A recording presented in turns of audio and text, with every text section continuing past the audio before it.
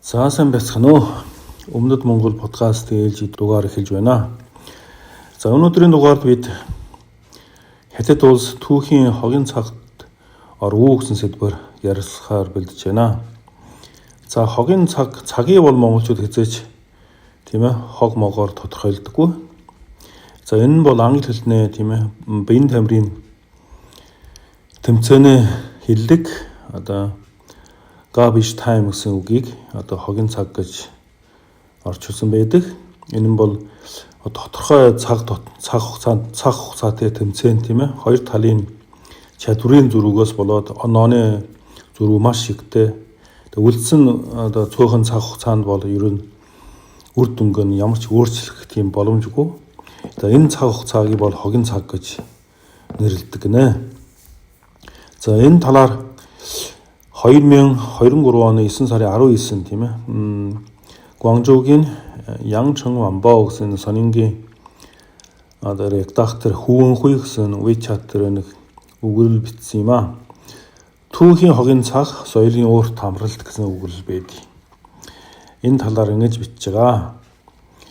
Брежнев бараг 20 жил тийм ээ засгийн эрхт барьж байх үед шинэ хаант гүрэн тал бүрт давшиж төрж байдаггүй. Сэм авгийг дарга аюул занархийлж байв. Брежнев ч одоо Оросын дарга олон жил хийсэн хүн болгон мэдж байгаа. Сэм авг бол Америкчуудын хэлж байгаа. Гэвч хожим нь харахад шавартай хүлтэй авраг биет нь зөвхөн хүчрэх мэд байсан нь ойлгомжтой. Дотоод бэрхшээлүүд нь аль хэдийн үүссэн байжээ. Ярангуяа 1979 онд Афганистанд хийсэн довтлогоо нь бүхэл бүтэн эзэн гүрний намагт живүүлсэн. 1989 онд зүүн Европт гарсан эрс өөрчлөлт 1991 онд зөвлөд холбоот улс задран унсан нь 1979 оноос эхэлсэн гэдгийг хэлэх нь зүйтэй гэж. Одоо 1979 он зөвлөлт Афганистан руу цөмөрж орлоо. Энэ дайны мөчөөс эхэлж тийм ээ зөвлөлтийн хөв заяа бол шийдэгдсэн. 91 он хүртэл тийм ээ. Одоо хогийн цаг нь хэдэн цаг болж байгаа. Хэдэн жил болж байгаа. Ерөөсөө энэ бол хөв заяа шийдэгдсэн. Ерөөсөө зөвлөлт улс бол оршин тогтох боломжгүй гэсэн утгатай бичсэн байдаг л да. Тэгээд 1979 оноос хойш зөвлөлт холбоот улсын хувьд хогийн цаг байсан. Горбачев энэ хогийн цагийг арай эрт дуусгасан гэдгийг бид субъектив байдлаас хэлмээр байна. Түүхийн тэгээд цаашлаад түүхийн хогийн цаг гэдэг нэр томьёо зөвхөн Оросын түүхэнд хамаарахгүй. Зогсохгүй тийм ээ. Зөвхөн орчин үеийн түүхэнд хамаарахдаггүй гэж би бодож байна гэж байгаа. Одоо түүхийн хогийн цаг гэдэг ийм өгдөхүүн бол ер нь тийм гадаа дотоодгүй тийм бүгд хамаатай гэсэн утгатай бичиж байгаа л да. Тэгээд зохиолч маань Хятадын сүм улс 5 улсын хогийн цагын талаар ярилцсан юм аа. Ярангуяа Мин улсын хогийн цагийн талаар ярилцахдаа Хуан Рэньюгийн бичсэн Валли 15 жилийг бас иш татсан байдаг. Тус номын төгсгөл бол ингэж бичиж байгаа. 1757 он буюу Валлигийн 15 дахь жил тийм ээ. Ураагчийн гахай жил нь өнгөц харахад амар амгалан хөгжил цэцэрлэгтийн үе байсан. Онцгой тэмдэглэж үлдэх зүйлгүй юм шиг санагдсан. Гэвч бодит байдал дээр манай агуу Мин гүрэн хөгжлийнхөө төгсгөлд хүрсэн байв. Энэ хугацаанд эзэн хааны хичээл зүтгэл эсвэл ерөнхий сайдын таалал дуртай байсан. Генералуудын бүтээлч байдал эсвэл тэдний тайвшрал, сэтгэгчдийн туйлын дэвшил эсвэл тэдний туйлын консерватизм, тэдний хинэнч карьертаа мэддэхгүй захиц дэвшил авчирсангүй. Зарим нь бидний хувьд нэр хүндээ алдсан Валди улаагчийн гахай жил бол түүхэндх бүтээлгүйтгэлийн иж бүрийн тэмдэглэл юм аа гэж. 1587 онд энэ одоо Валди 15 жил гэсэн ном нь үтлэр бол тийм ээ Мин улс бол ер нь дууссан. Харин Чин гүрэн 1644 онд тийм ээ Бээжин хотыг эзэлсэн. Энэ Мин улсын одоо хогийн цагийн бол 43 жил байна гэж байгаа. Гэвч одоо Хүүн хуй тийм ээ энэ зохиолч бол энийг бол хүлээн зөвшөөрөхгүй. Түүний үзлээр бол 1630 онд Юан Чунхуан бие алгаснаас эхлээд хогийн цаг тоологдох ёстой гэж үздэг. Юан Чунхуан ба тухайн үед одоо бомтын гадна тийм ээ Ляо одоо энэ мөгдөн одоо Манжурийн наад талын хэсгээр тий одоо Мингүрний ганц одоо манж нарын зогсоох тийм ээ торгоох ганц жанжин байсан. Энэ хүнийг тий одоо нөгөө Манжин хаан Мин улсын хаан тийм манжтай хуйлсан хорноос урвсан гэсэн нэрээр Бээжин дуудаж авч ирээд тамдаж алсан. Одоо Бээжингийн ард иргэд Юан Чунхуан одоо манжид урвсан гэдэг одоо бүгдээрээ тэгээд үздэг. Тэнд маш их хорсон. Тамлаж алахдаа амьдар нь тийм ээ махан зүсэм мохтолж тэ хүм болгоон тэр ирэж түүхийгээр бараг махан итдэг байсан. Тэгээд хэдэн мянган утга огтлсны дарга тэгээд энэ хүн өгсөн байна л да.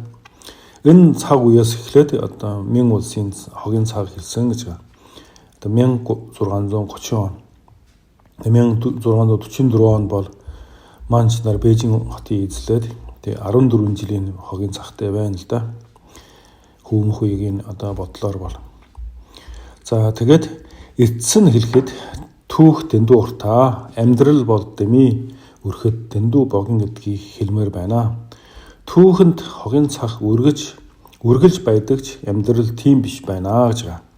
Энэ хүний бодлоор бол ер нь цаана утхан бол энэ хогийн цагийн үед амьдарч байгаа бидэнд бол тийм ээ ер нь амьдралаа өөрөө бодоод тий одоо амралт маягаар тийм ээ одоо нийгмийн 9 бүсийн юмд оролцохгүй амралт маягаар бол амьдрах хэрэгтэй гэсэн тиймэрхүү нэг агуулгатай бичсэн байдаг мэн да. Цаана бол өнөөдрийн Хятад улс бол хогийн цаг руугаа шилжсэн байна гэсэн агуулж байдаг.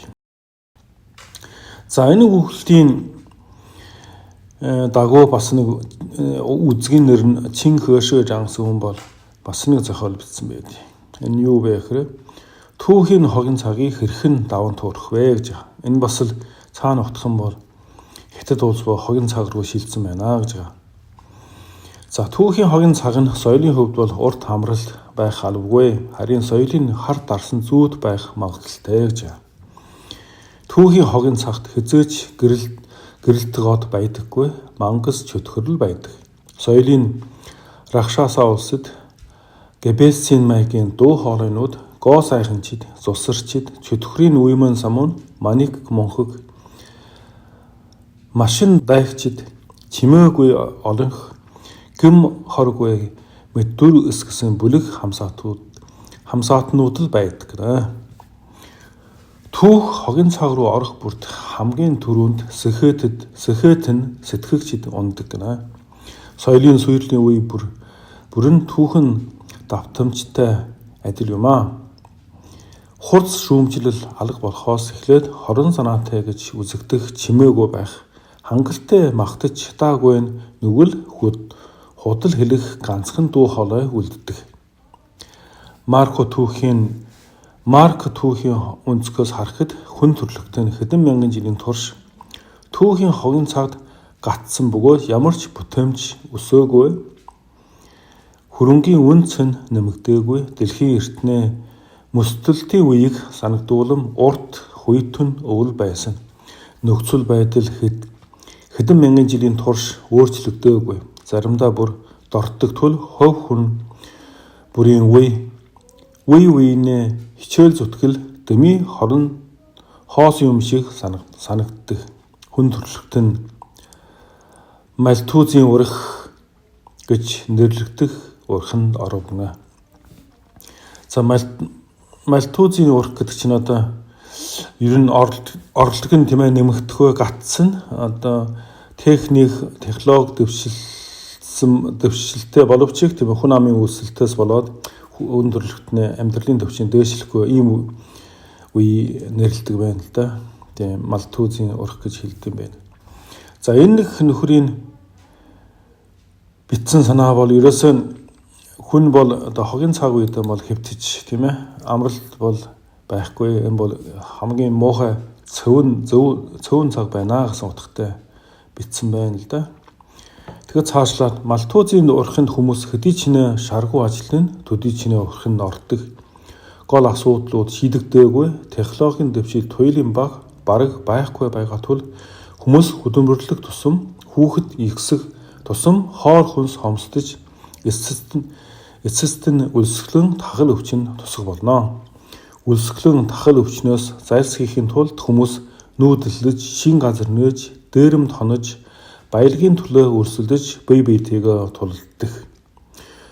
Йоханы илчлэлтийн 4 цай өрмөөр буюу тахал, дайн, өлсгөлэн, үхлэн хүний ертөнц рүү орж амьдралыг дээрэмддэг. Түүхийн хогийн цагт буруу чиглэлээс болж хүчин цармайл зөвхөн төгсгөлийг хурдсах болно гэнэ. Энэ үед бол ерөөсөө энэ хогийн цаг руу орсон үед бол ер нь чармайг тусам улам одоо төгсгөл улам хурдан явна гэсэн санаа агуулж байгаа. Тэгээд одоо Мин улсын сүүлчийн эзэн хаан Чунгжиноор жишээ авсан. За ингээд Чунгжин өмнөхөөс ялгаатай нь одоо өмнөх хаанаас ялгаатай нь бол бодол санаатай хүн байв. Харин тэрээр төрийн хэргийг хичээнгүйлэн хөөцөлдөж Мин гүрний сэргээхийн төлөө өдөр шөнөгүй уяггүй зүтгэж байв. Амиа хорлохоос өмнө 2 хоногийн өмнө хүртэл тийм ээ одоо хуралд зохион байгуулдаг байсан. Гэсэн хэдий Чунгжингийн хичээл зүтгэл Мин гүрний төгсгөлийг хурдсгсан юм аа. Тэрээр Ляодунгийн хэлийг хамгаалж байсан Жанжин Юан Чун хааны тамлаж алжээ. Энэ нь эцэстээ цэргийн хүчийг алдагдуулж дотоод болон гадаад асуудалд хүргэв.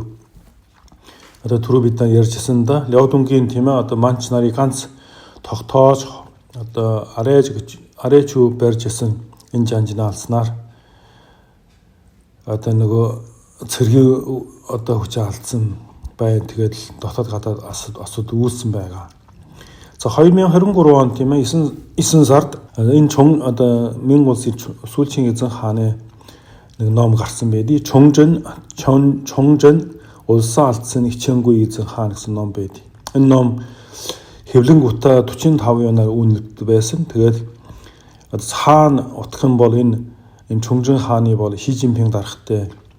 Ши Жинпингийн даргын одоо ер нь хаан одоо утгаараа зааж байгаа утгаараа энэ номыг хорьсон. Тэгээд заргасан одоо хуучин ном бол 1280 вон хүртэл үнэн нэмэгсэн энэ ном байд юм байлээ.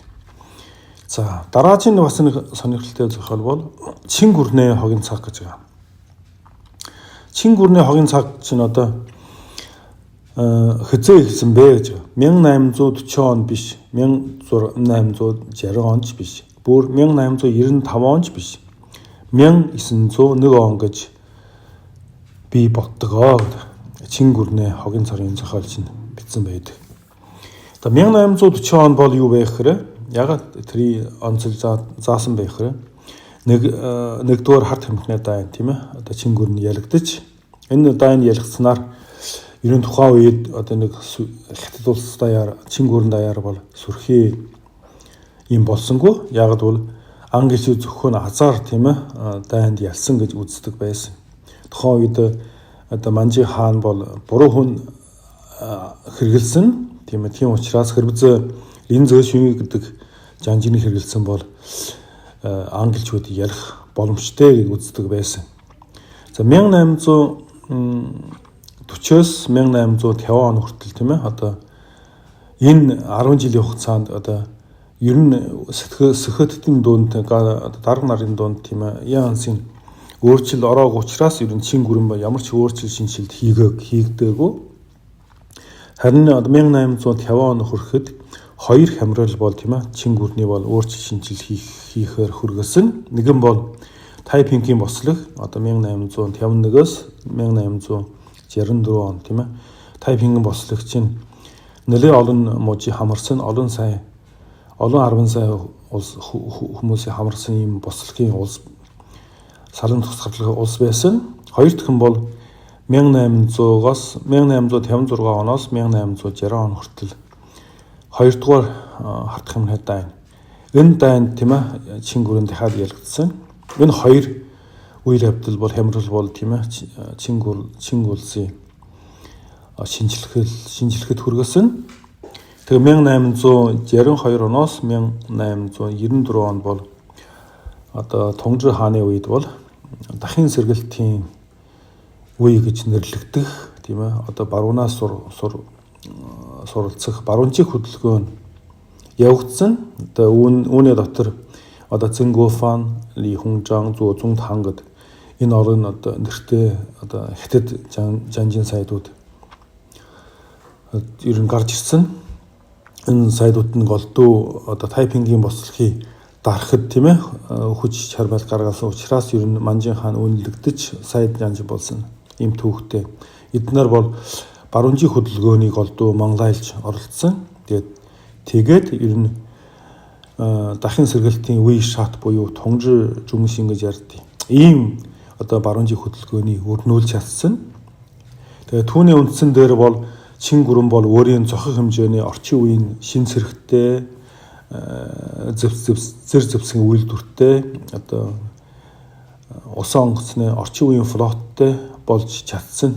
Тэгээ 1895 он гэж бас дурдсан тийм ээ. Тэгэхээр 1895 он чинь юу блэ гэхээр энэ чин гүрэн болно Японы дайныг хэлж байгаа. Энэ дайнаар тийм энэ дайн чинь голдуу Солонгосын тийм ээ.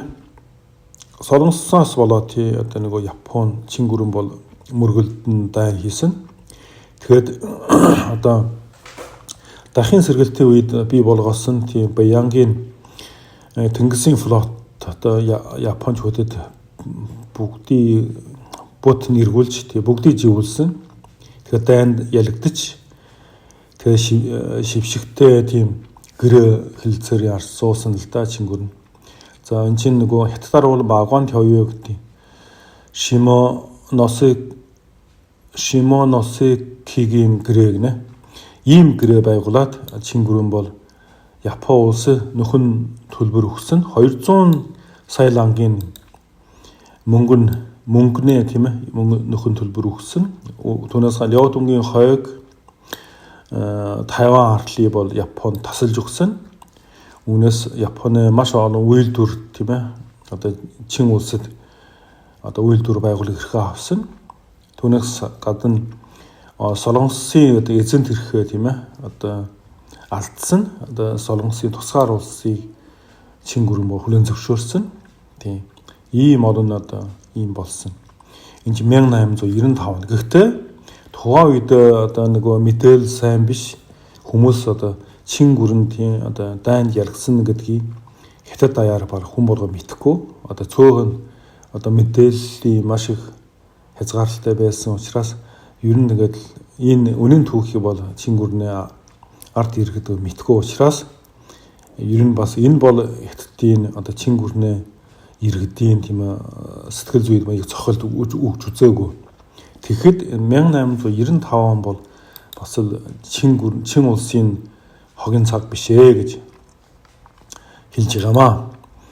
Түүний дараа одоо одоо гадаадын Японоос авахлаад гадаадын араас нь олон улсын одоо нөгөө сайн мэдээ тараах ч тийм ээ одоо олон улсын одоо барууны улсууд чин улсад тийм ээ одоо олон үйлдвэр сургууль соёл янз юм байгуулсан. Түүнээс бол хятадын одоо орон нутгийн хүмүүсийн тийм үнсрэг үзлий өдөөж өгсөн. Түүнээс болоод цавжуужаваа гэх тийм нэг байд. Энэ юу бэ гэхээр 1898 он билүү 99 он бил.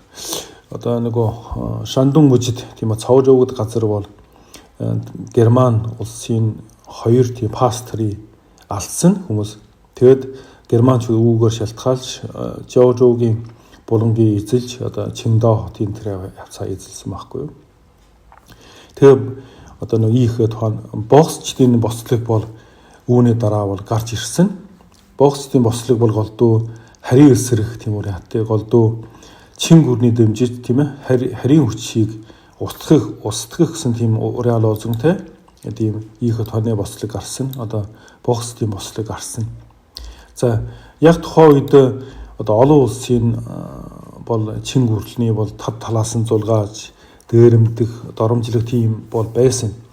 Тэгээд Цэши хатан бол эний бол боксчдыг бол ашиглаж тийм ээ одоо харийнхны бол нутгасаа хөөж чин улсаас хөөх тийм бодлого баримталсан. Тэгээд Гуанши хааны нэрээр олон улсад дайн зарлаж бүр нэг ханш тогтоосон. Одоо нэг харийн хүний алхад бол 50 лан, нэг харийн эмэгтэй хүний алхад бол 40 лан, нэг харийн хүүхдийн алхад бол 30 лан мөнгө одоо шанган гэдэг тийм бүр шангал зоосон байсан. Түүнээс болоод хятадын одоо боксчдын бослог бол Шандун, Хэбэй гэж талбар газар гарч тийм ээ одоо харийн одоо барууны сум дугуйн тийм ээ одоо дайрч хүн алсан, итгэгч хятадуудыг алсан тийм бол зөндөө гарсан.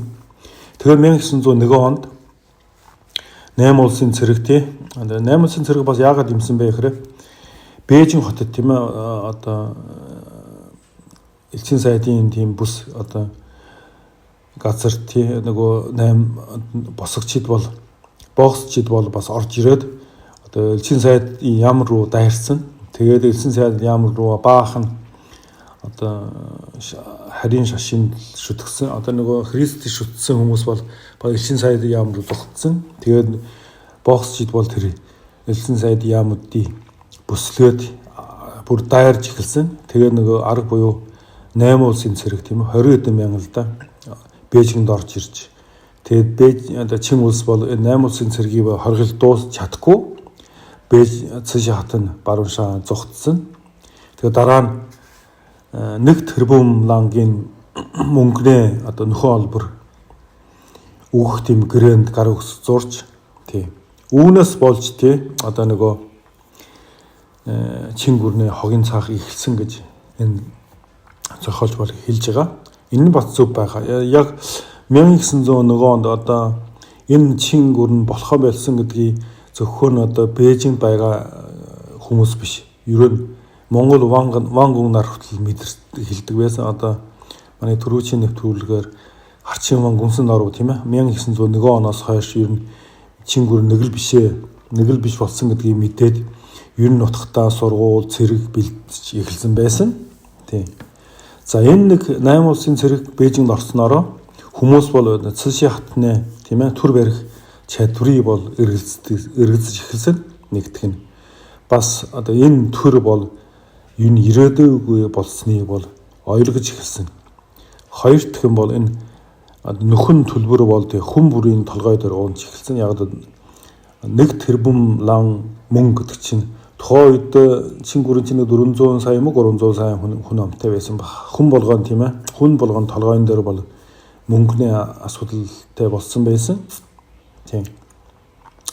За энэ боксчдын бослогоос дараа тийм ээ одоо 1901 оноос хойш энэ чин улс бол хогийн цаг руу орсон байна. Яг энэ цаг мөчөөс эхэлж чин гүрний хэдий яг тийчилсэн ч бай тийм ээ ер нь нөмөр уулсныг хэлж одоо болсон байна гэдэг. За гэхдээ мэдээж хогийн цаг гэдэг юм бол цаана утгах бол энэ зохиогч нар бүгд өнөөдрийн бүгд найрамдах хятадд бол түүхийн хогийн цаг руу шилжсэн байна гэсэн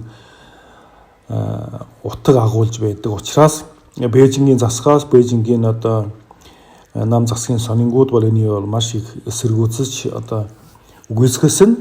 Тэгээд энэ зохиолуудын ихэнхэн баг бүгдийг хорьсон. Одоо дихаднээс хайхад болтгүй. Тийм.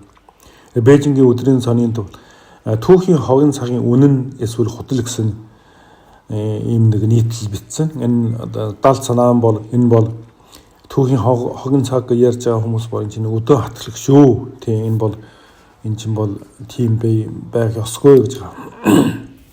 Тэгээд 2024 он 7 сард төрийн томоохон хэвлэл мэдээллийн хэрэгслүүд түүхийн хогийн цаг гэсэн нэр томьёо шүм ийм томьёо явагдаж байна гэж. Синхуа өдрийн сонин, Чангжан өдрийн сонин, Гуанчха Цэком сайтууд бүгд Хятадын эдийн засаг нийгмийн хөгжлийг сөргөөр ухуулж байна. Улс орны эцсийн бүтээлгүйтгэлийн талаарх олон нийтийн ойлголтыг бий болгож байна гэсэн нэр томьёо зохиосон хүмүүсийг буруутгасан нийтэлжээ.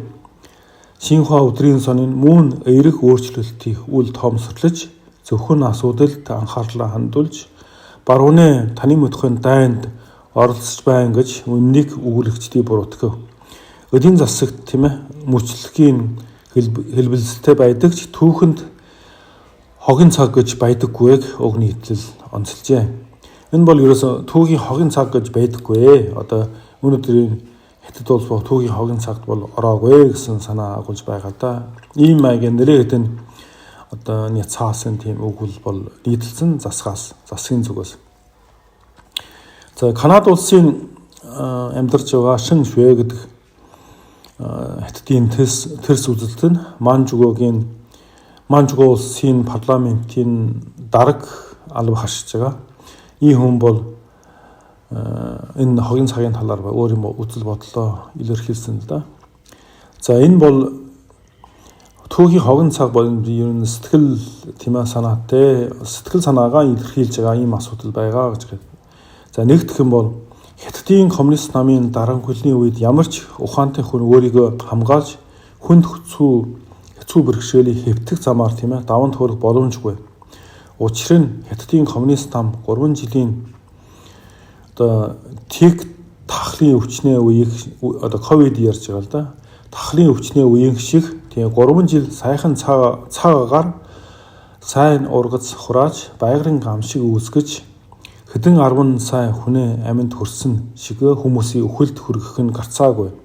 Энэ нь одоо 61-2 оны үед 3 жилийн гамшиг гэж ярьдیں۔ Уурын төхөө цагаагаар сайхан байсан. Гэхдээ гамшиг нэрлээд яг энэ үеэр бол үсгэлэнгээр 40 сая хүн өгсөн байдсан байл. За 2 түүхийн хогийн цаг гэгч нь Ши Жинпингийн засаглалыг хэлж байгаа нь ойлгомжтойч. Хятадын түүхийн хогийн цаг нь Ши Жинпинээр эхлээгүй. 1949 оноос эхэлсэн. Харамсалтай нь Хятадын ард түмний хувьд хамгийн муу зүйл гэж байдаггүй. Зөвхөн илүү муу зүйл гэж байдгаа гэж. Энэ Шин Швэгийн үзнээр бол түүхийн хогийн цаг бол Хятад улс байгуулснаас хойш л эхэлсэн гэж үзэж байгаа. Тийм. За түүхийн хогийн цагын талаар миний бас өөр ингэсэн үзэл байгаа л да. Тэгээ түүхийн хогийн цаг бол хэдэн талаас бол хараг ёстой. За нэгдэх юм бол эдийн засгийн талаас нь бол ер нь Хятадын одоо эдийн засаг бол хуучин бол ерөөсөн мар хурдтай өсөлттэй байсан бол одоо бол зогсон байдалтай орсон байгаа. Нэгдэх нь яхаарахгүй. Хоёр дахь нь бол маш олон сорилт бол тулгарсан байдаг. Жишээл үл хөдлөх хөрөнгийн хямрал. Одоо жишээ Хэндаг Хятадаа number 1 тийм барилгын компани байсан тийм ээ. Энэ компани одоо дампуурсан 350 тэрбум долларын хүртээ дампуурсан байдаг. За залуучуудын ажил гүйтэл одоо 2023 оны 6 сарын байдлаар Хятад улсад 16-аас 24 насны залуучуудын ажил гүйтэл 21.3% байгаа. Энэ нь яг энэ төр засгаас гаргасан мэдээ. Энэ бол мэдээж хэрэг худлаа байдаг байхгүй. Энэ бараг дахиад нэг үржихэд бол 42%-тэй магтахгүй. Ер нь ажил гүйтэл маш их байдаг юм байл. За гадаадын хөрөн оруулалт Хятадаас ер нь зогтож байна. Хятадын энэ шалтгаан бол нэгдэх нь Хятадын эзэн засгийн өсөлт бол хамаагүй саарсан. Хоёр дахь нь хөдөлмөрийн зардал бол нэмэгдсэн. Тийм. Гурав дахь нь бол төрийн бодлогын тогтворгүй байдал нэмэгдэж, тийм. Дараач нь бол Америк одоо Хятадын худалдааны дайн, ковидын нөлөө гэж ийм шалтгаанаас бол гадаадын хөрөн оруулалт бол Хятадаас ер нь зогтож байгаа. Зөвхөн Хятадд зориулсан тийм үйлдвэрүүд үлдсэн. Ихэнх нь бол одоо зүүн өмнөд Аз, Вьетнам, Камбож, Индонез гэх мэт энэтхэг улсад бол үйлдвэрээ шилжүүлсэн байдیں۔ За бас нэг Хятадын иргэдийн хэрэглэгчийн итгэлгүй байдал одоо мөнгөтэй байсан ч өөрхөөс айдаг ер нь тийм. Ерөөсөө үрч чадахгүй бүх мөнгөө нь одоо байвал бүх мөнгөө хураачдаг, ер нь зарахгүй. За хамгийн хятадын хамгийн том тийм тесрэг бөмбөг шиг асуудал бол одоо орон нутгийн өрний асуудал байдаг. Ер нь 60 их 80 юуны өрнөнд орсон. Орон нутгийн өрний асуудал бол хятадын ер нь асуудал шийдэгдэхгүй. Одоо улам хэцүү асуудлын нэг болоод байгаа л та. За улс төр болон нийгмийн төвшингийн үзэхэд бол энэ улс төрийн тийм ээ улс төрийн төвлөрөл нь улам чангарсан байна. Ялангуяа одоо бол Ши Жинпингийн нэг хүний тогтолцоо болж хувирсан. Ерөөсөө хуучин бол одоо Ху Жинтаогийн үе чинь олон толгойтой одоо удирдлагын тийм тогтолцоо байсан ба одоо нэг хүний тогтолцоо болсон. Нийгмийн эрч хүч тийм ээ улам одоо буурж байгаа. Тэгээ илэрхийлэг орон зай улам нарийсан байдаг.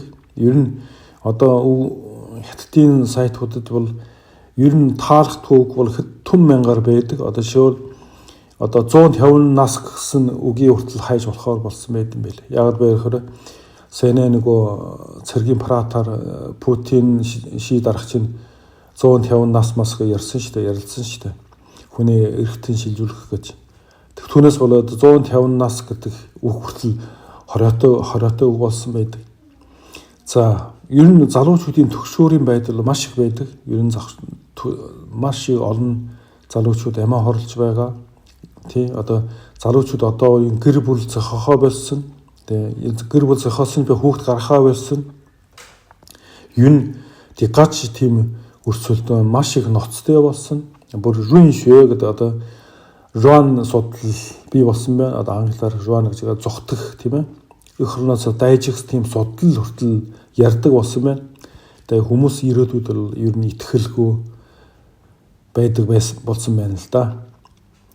За хамгийн том асуудал нь 3 дахь асуудал нь бол хүн амын хөгшрөлт байна. Одоо 1 тэрбум 400 сая хүн гэж. Энэ бол хүн байх ийм тоо бол байхгүй. Зарим эрдэмтэн бол ер нь 1 тэрбум 200 сая хүн байдаг. Зарим 1 тэрбум 100 сая хүн байдаг. Юусэн ч 1 тэрбум гаруй хүн бол байгаа. Гэтэ албан ёсны бүртгэлээр бол 60-аас дээш насны хүн бол 297 сая хүн байдаг.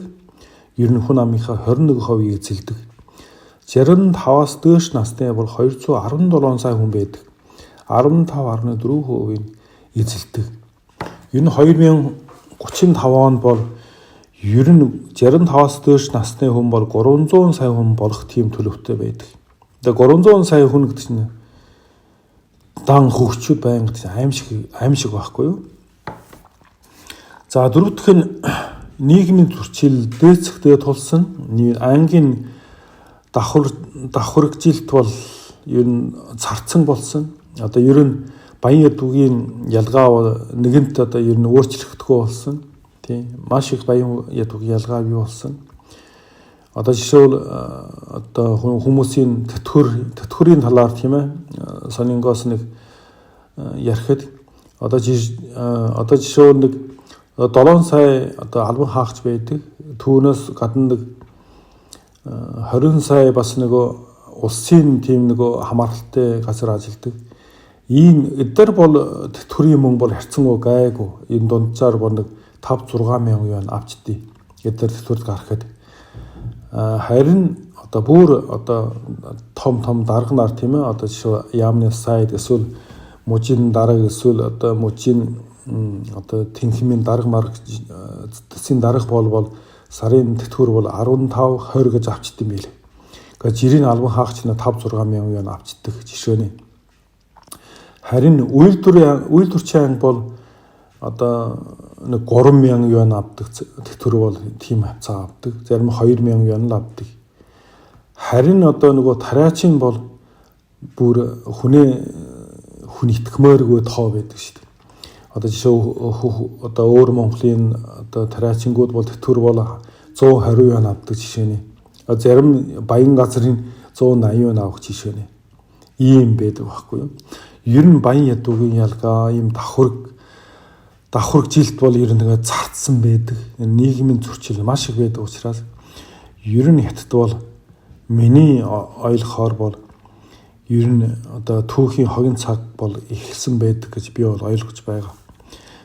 Гэхдээ яг хизээ эхэлсэн бэ гэхээр миний бодохоор бол ерөөсөө тэр ковидын 3 жилээс эхэлсэн гэж одоо тооцож эхлэх ёстой гэж би миний хувьд үзэж байгаа. Яг ковидын 3 жил бол хятад улс бол ер нь 3 жил ажил хийхгүй гэрт нь хороод тийм дунд давхархын нэлээд хэсэг нь бол ядуу давхархад оруулсан. Тэгээ түүнээс болоод одоо нөгөө тавигсан ч бай тийм ээ, эрг чөлөөтэй болсон ч бай, нөгөө үйл төр нь сэргэж чадахгүй. Ер нь тэгээд маш олон үйл төр татан буулгаж байгаа. Маш олон хүн үйл төрөд байхгүй болж байгаа. Ажил местгүй болж байгаа. Одоо жишээл Гуандун мужийн Дүнгуан хот бол одоо Жижиан мужийн Сүүжөө хот бол чинь дандаа нөгөө гадаад үйл төр төвлөрсөн газар эдгээр хүртэл энэ ажлын мест бол айгуу цөөхөн болсон. Тэгээ ер нь Twitter дээр байн гардаг шүү дээ. X дээр байн гардаг шүү дээ. Тийм. Тэгэхээр миний ойлгосноор бол энэ бүгд найрам хятад улсын хогийн цаг бол ковидын 3 жилээс эхэлж тооцох юм зөв бахаа бодож байгаа. Зарим хүмүүс нь түүхийн хогийн цагийг тооцоолоо тийм ээ. Ер нь түүхийн хогийн цаг бол тэр нийт цагийнхаа 20-оос 25% эзэлдэг гэж үзэж байгаа. Тэгэхээр 1949 он байгуулсан тийм ээ. Одоо 2019 он ковидын цаг эхлэж 70 жил болж байгаа. Ерөнхийдөө бол цаашаа ингээд энэ улс бол үргэлжлэх юм бол нэг 87-оос 93 жилийн настай одоо бүгд найрам хятад улс ерөнхийдөө бол би бол юу гэж ойлгож байгаа гэхээр 2036 он буюу эсвэл 2042 оны энэ хооронд бол энэ коммунист намын төр бол унах прогноз бол гаргаж болно гэж миний хувьд итгэж байгаа. За 2012 он ший дарга одоо хятадын дарга болсон. Тэгээ 2018 он бүр хятад улсын одоо үндэсний хүчин ба дээд зэгт оргилдоо хүрсэн жил байлаа. 2018 он бол бас л хүн амын одоо багасж эхэлсэн жил байдаг. 2019 бол ковидын жил одоо энэ улсын хөв заяа эргэсэн жил байдаг. Тэгээ 2018 он бас ший дарга тийм ээ одоо нөгөө улсын ерөнхийлөгчийн тийм ээ хугацаагүй олгоочсон тийм одоо үндсэн хуулиа өөрчилсөн жил байдаг. Ер нь 18, 19 он бол ер нь хятад улсын тийм эргэлтийн жил гэж миний хувьд үзэж байгаа. Тэгээд 2036 буюу 2042 он бол энэ төр бол нурах гэж одоо миний прогноз бол тийм байна л да. За ер нь түүхийн хогийн цаг гэдэг сэдэв бол юм байна. За анхаарал тавьсан баярлалаа.